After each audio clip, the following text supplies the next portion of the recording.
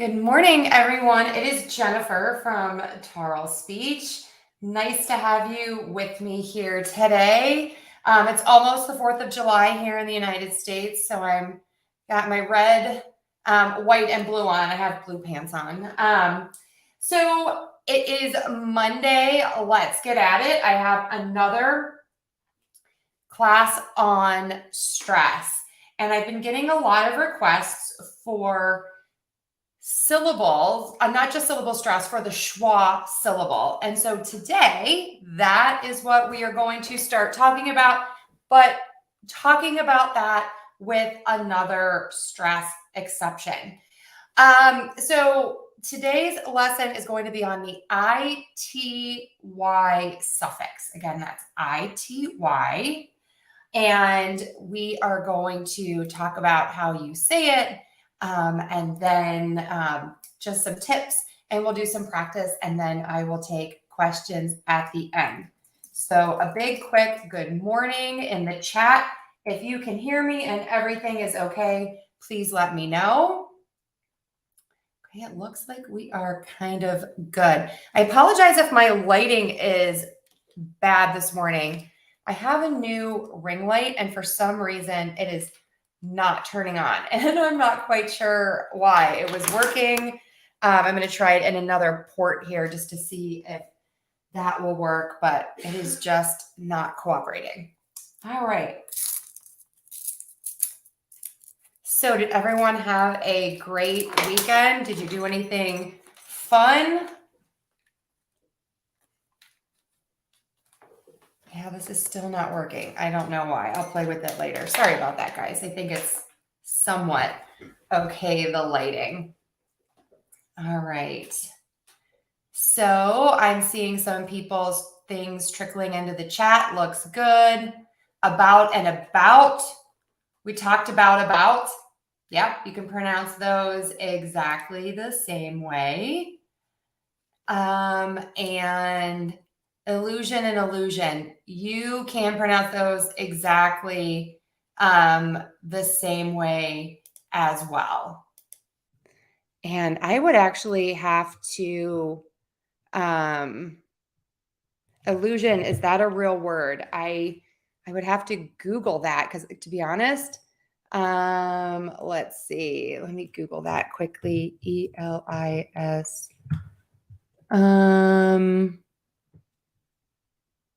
Illusion. Yes, it's the act of successfully hiding or escaping from someone. So that is a real word. I'll go ahead and put that in the chat. All right. Typical weekend. That's good, right? Sometimes when it's just a normal weekend and nothing crazy to report. All righty. Looks like we are good. All right. So we've been talking about stress exceptions for several weeks now. And the way class works, if you haven't been here, is I present a short lesson and we practice. If you are listening to this as a podcast, you can hop over to Tarle Speech on YouTube and you can watch the replay as you listen, and I will have the words on the video there for you to watch. This is a live class, but it will be able to be seen again on YouTube forever. How could I forget? I forgot to announce this is my 18th year, starting my 18th year in business. I started in 2005. I can't even believe it's been that long. I've been on YouTube since 2007. Yes, that is a long time. So this month I have some freebies on Teachers Pay Teachers for You. I have the TH sounds, 2 of those to download, the P sound and the long A vowel. And my books, which you can get on YouTube and on iTunes, Google Play, and on Kobo and Teachers Pay Teachers. Those are only $10 all month on Google Play if you get them there. So go and check those out if you are looking for a little more practice. So for word stress, let's do a quick review. In English, we are a stress timed language, meaning that certain syllables are louder, they have a longer vowel, and they're higher in pitch. That is how we mark stress with all three of those things. Just as important as is the unstressed syllables. And unstressed syllables are lower in pitch, softer in volume, and have a shorter vowel. We have this concept, this schwa sound, that little upside down letter E that you see written phonetically. We use that so much in English because of the stress timing. So when we have longer words, you're more likely to have a schwa sound that's short, quick, super quick, super relaxed, super short, just quick, I have it in my name, Jenna, Jennifer, Jennifer. My name is not Jennifer, it's Jenna, Jennifer. So that's the schwa sound, that sound. It's just an unstressed sound. That's all that it is. Most of my students can make the sound. The part that they miss is unstressing it, making it lower, softer, and quicker. So the suffix rather, that we are talking about today is ity. And when we add ity to a word, we are not going to say et. It's going to be we're going to have that schwa. The I is actually going to be a schwa. One of the biggest mistakes that I see is when my students are learning about the schwa sound. When they see a letter I in the middle of a word, my students always want to pronounce it as an E. And in English, oftentimes that letter I in the middle of a word, especially in words that are 3+ syllables, is going to be an sound. I'm going to have a whole class on that because it's not just with this ity ending. So let me go ahead and add this into the, here we go. Okay. So this is what we're talking about, is this ity. We are going to pronounce it a D. I think it's just easier to think about this as a D. D is I'm teaching it as a D, but it is a super fast D or a flap T sound. So if you just think about saying a D, that fixes most of the problems with my students. But it's technically made a little bit further back in the mouth. So for a D, the tip of your tongue is going to touch typically right where your teeth meet the skin on the roof of your mouth. But when we have the flap T, oftentimes the tongue tip is further back on the roof of the mouth. And then that just helps students kind of touch and go and make that flap T or that D sound super duper quick. Okay. The A here in this case is the sound, the schwa, a D, a D. So everyone just go ahead and try that. A D, a D, a D. All right. Now, the stress rule is we are going to stress the syllable right before the a D. So this often shifts the stress of the root word or changes the stress of the root word. So this is really helpful if you struggle with syllable stress in English, because if you struggle with it, this is going to help you learn one of the rules on when to stress certain syllables. Okay, so here are the words. Let me go ahead and just read these. I want you to listen. We have dignity, unity, quality, ability, humidity, possibility, liability, I see I spelled that wrong. Opportunity, compatibility, individuality. Oh no, liability is okay there. Okay. Let me read those one more time. Dignity, unity, quality, ability, humidity, possibility, liability, opportunity, compatibility, individuality. So I'm going to really stress the syllable that you should stress, just so you can kind of hear it. We have dignity, unity, quality, ability, humidity, possibility, liability, opportunity, compatibility, individuality. Okay.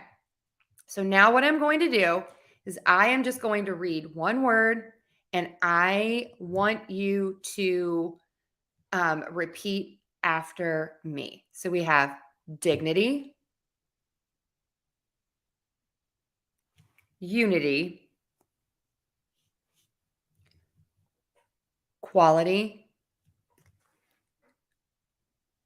ability,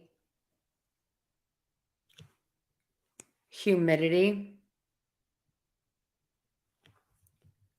possibility, liability, opportunity, compatibility, individuality.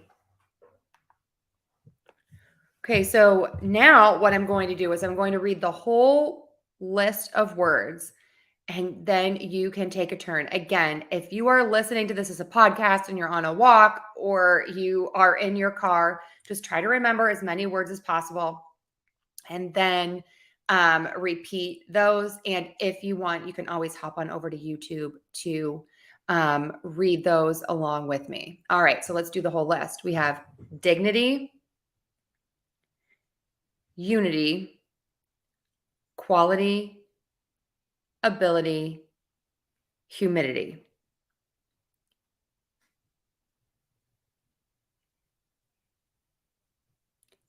Dignity, unity, quality, ability, humidity.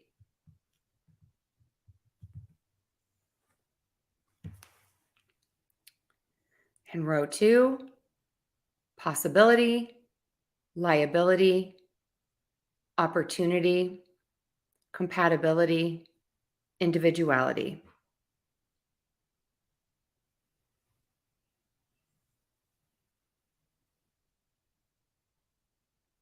And one more time.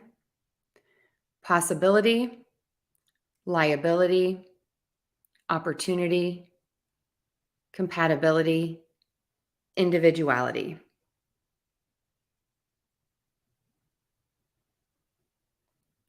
Okay, and I'm going to read the entire list and then you take a turn.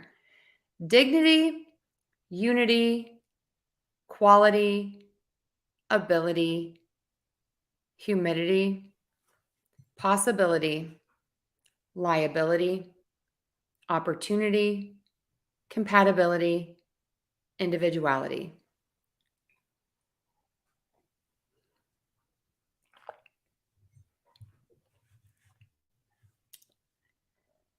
Okay, how did you all do?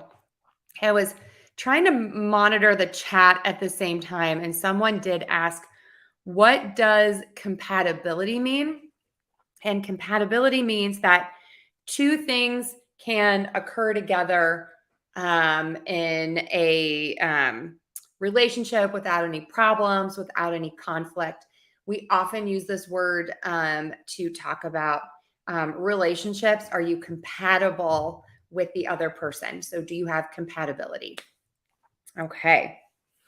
All right. So, let me get to the chat here and answer some questions. Now, I will say I've been getting more and more questions in the chat, so I can't necessarily get to every question, but I will do my best to answer the questions that I am able to answer. Okay. Question number 1. Gene and gene, genes and genes and genes. These are genes in my genes. It's in my genes. So those words are pronounced the same. And I actually have a video for this, and I will put this in the chat right now in case you are interested. Okay. So we have genes and genes, and I'm going to put that in the chat so you can all take a look at that on my YouTube channel. Okay. How do you write and pronounce when a date of birth is asked? 5/7/2008. Okay. So in the US, we would actually say the month, the day, and then the year. So the month, the day, and then the year. So you would say 7/5/2008 or 7508. So that would be 7508. And like today's date, let me put today's date in. It would be 7/3/23. So 7/3/23. That's how we would write the date. Now, if you are putting your date in, like say on a telephone, there is just a thing where they want two numbers. So you would say 07/03/23 or even 2023. Some places want it to be written a little more like that with two numbers and then the four numbers at the end. Okay. All right. Sorry, I got a little mixed up here with where I am. Okay. Oh, thank you, Frank. That is so sweet. You are so kind. Boy, that's a big question that is outside of my pronunciation realm here. So I'm going to skip that one for today. Okay, oftentimes I hear our pronounced like R. Is this true? Yes. I actually have a video on that where R and our can be pronounced exactly the same way. And again, I will get that for you and put that in the chat. So our, R, and R, we can have sort of some different homophones. And some of this does relate to unstressing words and sentences. So not only do we have stress in syllables within words, but we have stress in words within sentences. And so if we're stressing the word our, this is our anniversary, you would really pronounce the word our fully, really move that mouth. But if you're saying we are going to dinner for our anniversary, you would say our because that's unstressed. You're not stressing that it's our anniversary. Now, that is a stress situation, but sometimes people just pronounce it as R and R, and that is totally, totally fine. So great question. An adage or a quote. I don't hear adage. That's kind of I would say a word that is maybe a little bit older, used by an older generation. So most people would say a quote, I think. Flawless. How do you pronounce it? Oh my gosh, by the way, your avatar with those two cats with the high five is so cute. So let's break this word down. We have the FL, flawless, flawless, flawless, flawless, flawless, flawless. I hope that helps. Aging or aging? Oh, that's a great question. How do we spell that? Let's see. Both would be A-G-I-N-G. I'm going to put that in the chat. It would be A-G-I-N-G. I answered that. Compatibility. What are these flowers and what are these flowers? Could they sound the same? Yes. Okay. Oh, and thank you so much. You were all so kind. I really appreciate it. Okay, another question. If someone is asking, hey, where have you been? How can I answer that in terms of grammar? I've been at a restaurant, I was at a restaurant, or just at a restaurant. Thank you. Okay. So if someone says, hey, where you've been? You can actually just say something a little more indirect, like, oh, I've just been hanging around, hanging out, meaning just like in general, what have you been doing is kind of a hidden meaning of that question. So you can also say just at a restaurant. So it's totally fine in conversational communication to just respond with a phrase. We typically don't write in just phrases, but you can respond, hey, where have you been? At a restaurant. That's totally fine. But it's also fine to give a full sentence. I've been at a restaurant or I was at a restaurant. All of those are fine, but I think just more casually you'll hear at a restaurant. Okay, so some numbers and some numbers. Do they sound the same? Yes, they sound exactly the same. Okay. Grammar. Hey man, take it. Here's $50. You would say here is $50. I know that's weird, but you wouldn't say here are $50. Here's $50. It's sort of like thinking of it as one thing. $50 is just one. So that's why you would say 50 there. Here is $50. Well, good morning and hello. It's nice to see you here. Okay. Okay, for men, I've heard people say shoes, sneakers. What is that makes one of them distinguishable from the others? This is a tough question. So technically, if you say, I'm going to put my shoes on, that can mean anything. That can mean sandals, flip-flops, running shoes, tennis shoes, dress shoes. That is just like a sort of a generic, like, let's put on my shoes, put on your shoes. I say that a lot in my house to my family. Okay, we're leaving. Everyone put on your shoes. I don't care what kind of shoes they put on, it's just a general term. But if someone is shopping and they're trying to be more specific, they might say, I'm looking for sneakers, or I'm looking for dress shoes, or I'm looking for sandals. So shoes is sort of a general generic term, but then you can also be more specific and say the type of shoe. So think of it as a category shoes, and then you have the sub areas. Okay. Do Americans say homeless dogs or cats, or just stray dogs or cats?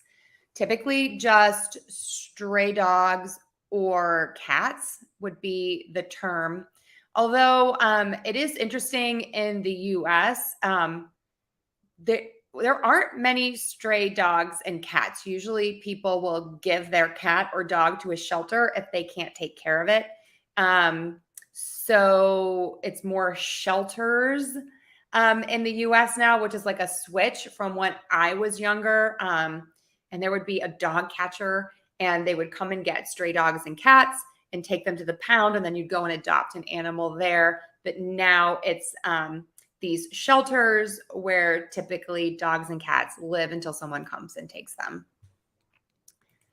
Okay, some weight and some weight. If you're asking, are those pronounced the same? Yes. If you're talking about gaining or losing weight, that would be the WEIGHT. But if you're talking about waiting in line, that's some weight. That means that's a really long line. Okay. Does this ITY schwa work on negativity and positivity? It does. So I'll say this again. Negativity, positivity. Negativity, positivity. So we have two schwas in there. Negativity, positivity. So you have two schwas. Negativity, positivity. Let me check the time. Okay, we're almost out of time here. How can I pronounce Laurel? Okay, I speak like a dog when I say that name. Oh, I'm sorry. This is a hard name, actually. I think it's either Laurel or Laurel. I kind of hear both. So I would really listen and think about, is it lore or lar? I think probably what you're missing, just having worked with many students, is this ul part. So the EL at the end is ul, ul, ul. You can see air is coming out of my mouth. Oh, as I close my mouth, I'm saying that oh, the and then the ul, and I'm going to hold it a little longer at the end. So touch your teeth for the L. Add that R vowel. Again, I'm not 100% sure which R vowel this person is using. It's either laurel or laurel. Not quite sure. And then end with that ul. Okay, so really take your time. Make sure that the air is moving out of your mouth the whole time. So L, R, L. That should help. You can also message me on social media at Tarle Speech. I'm on all the socials. And I can try to help you a little bit more, or just send me a recording and I can give you a little bit of feedback. Okay. Somewhere jeans with somewhere. Those would all sound the same. All right, that's my response. You are so welcome. Again, I just love those cats. Okay, can you clarify steps, landing, stairs, staircase? Okay. Steps and stairs can be used interchangeably. I'm walking up the steps. I'm walking up the stairs. So, but also a step can be the thing that you put your foot on as you're going up the steps or up the stairs. So that's the step. The landing is the spot where the stairs or the steps kind of have a bigger area for you to stand on and to wait, and there aren't any steps or stairs there. The staircase, think of it as sort of the furniture of your house, where you'll probably have a railing or a banister. Those are two words that I hear people use. And then the actual steps going up it.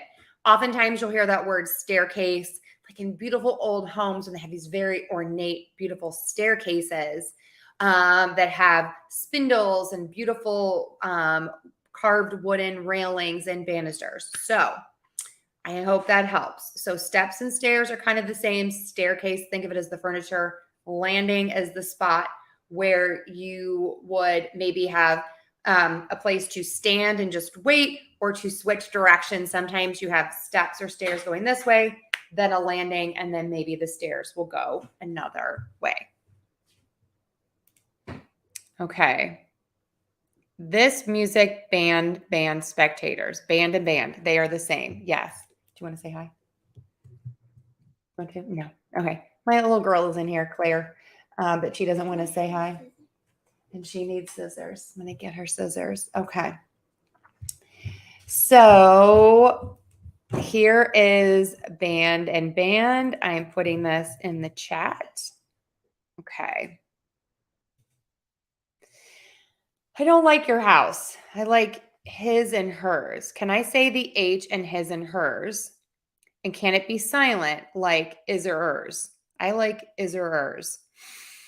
Oh, that's a tough question. The H does go away some of the time when you link it, but other times it will be there. So I don't have like a direct answer where like, yes, all the time it goes away, and sometimes it doesn't. But if you are linking and reducing your words in a sentence, oftentimes that H will go away, but not always. So I'm sorry, that's kind of a confusing answer. I hope that helps. You are welcome. Okay, 20. Hello, Bruno. What is the vowel sound pronounced in the stressed syllable of the word 20? 20, 20. Is it the same in cup or cop? Okay. Actually, I'm sorry to like throw a wrinkle into this, but I would say with that short E sound in pet or let or men. So twen. Like in the word when. So think of that. When are we going? When? We are going on the 20th. 20. Okay. So it's that S sound. 20. Okay. Good question, though. Hello, Luis. It's so good to see you here. You're always so kind. Okay. A colander or a sieve or a strainer. I'm going to add another little extra word in there. A colander is a word that I do hear. I tend to not hear a sieve, but I will also hear the word strainer. So colander and strainer are the two words that I think I hear the most. Okay, everybody. You all are amazing. Thank you, thank you, thank you. We're out of time for today. I'll be back again next Monday because it is my 18th year in business. I've got some fun little freebies for you. I have a bunch of lessons this month. I have embarrassing mistakes every Sunday. So you can learn those so you don't have to avoid any words. I will be having some other new content, some like word studies that I'm trying. Let me know what you think about those. I'm kind of on the fence about them, to be honest. Those will be coming. Let's see when those will be coming. I'm starting to post those on like Wednesdays and on Saturdays this month. Also, we finished up our heteronyms, that whole mini series on heteronyms on Friday. So stay tuned for Friday. We're going to have those word comparisons again. We're back to old school question of the week. Again, free 4 free practice set downloads. It's a PDF with audio embedded. You can get those on teacherspayteachers.com. I have $10 entire books of every vowel sound and every consonant sound on Google Play for the whole month of July to celebrate. And I'm going to have a live, hopefully every week. I might have to record one because I might not be able to be here. Check out my YouTube channel, of course. I have over 1,000 free lessons and classes for you. You are all just so amazing. I would not be here if it weren't for all of you and for all of your kindness and for all of your support. And it is just my pleasure that I can help so many people with my free lessons because I think that, everyone deserves to be clear and confident in their communication. So all the best to all of you. If you're looking for links, you can find them on my community tab on YouTube, and let me find my link tree here for you. And I can put that in the chat if you are looking for all of my links. They're in one handy dandy little place here. Let me get that for you.